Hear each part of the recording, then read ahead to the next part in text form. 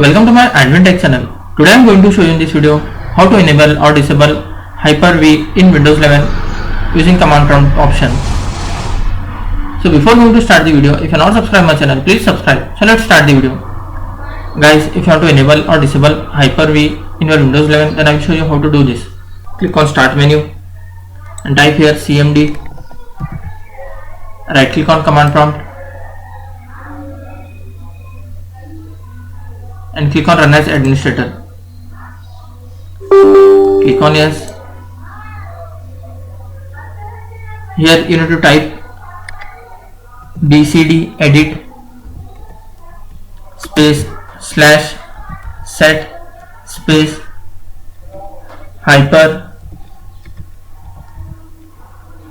visor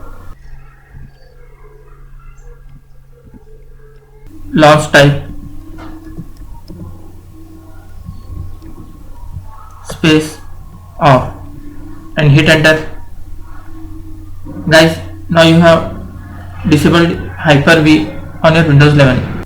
Guys, if you want to enable Hyper-V, you need to type same command. You need to delete last off option and type auto and hit enter.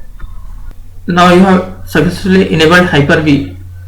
That's it guys. So in this way you can enable or disable Hyper-V on your Windows 11 computer or laptop.